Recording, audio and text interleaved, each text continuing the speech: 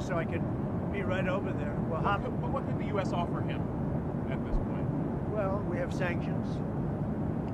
What happens when a former U.S. president once again shows strength on the world stage, something we haven't seen in years? Donald Trump just reminded everyone how real leadership sounds. This isn't about politics. It's about power, respect, and America's standing in the world. We're breaking it all down right now. Before we dive in, make sure to hit that like button, subscribe, and turn on notifications, because here on Liberty Watch, we don't spin the news, we expose the truth. Mr.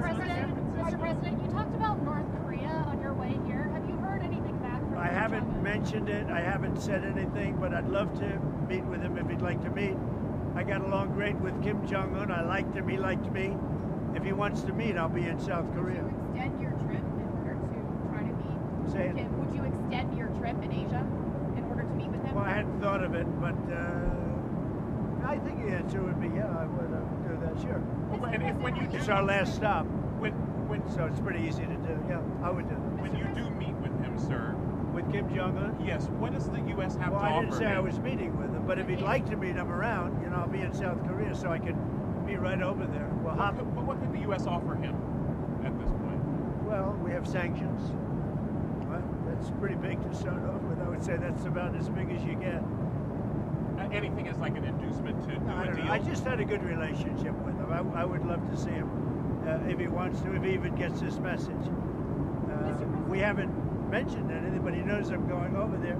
If he'd like to meet, I'd love to meet him. Sir, are you concerned? You know, watching this clip of Donald Trump talking about North Korea just reminds me how far America's leadership has fallen since he left office.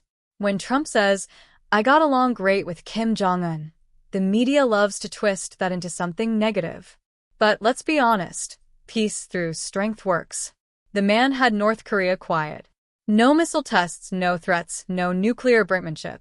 Why? Because they respected him. Trump didn't have to bow, apologize, or pretend like America was the problem. He spoke from a position of power. He made it clear, we hold the cards. We have the sanctions. That's leverage. And when he says he'd be open to meeting Kim if he wants to, that's not weakness. That's confidence.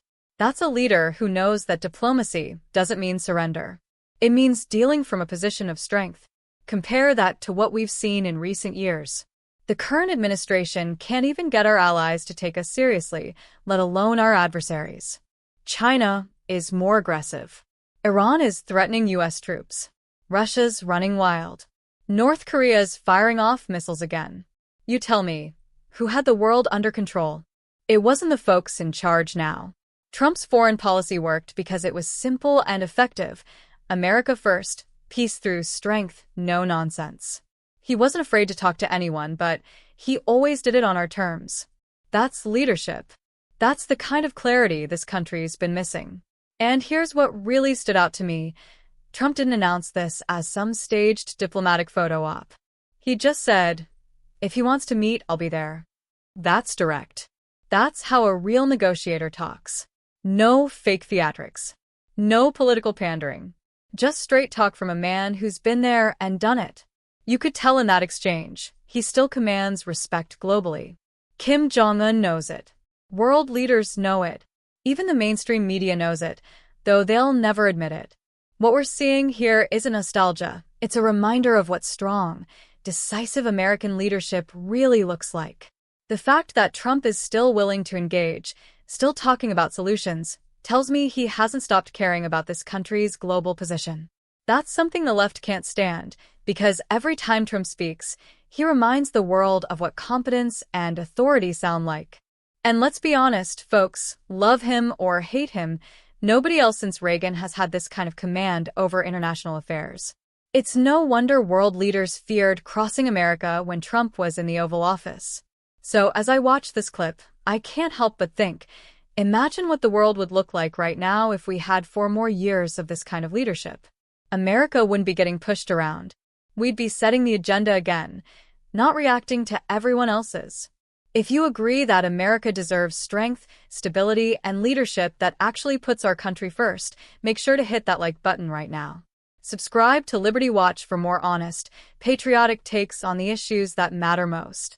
We're here to speak truth, defend freedom, and remind the world that America is still the greatest nation on earth when we have the right people leading it.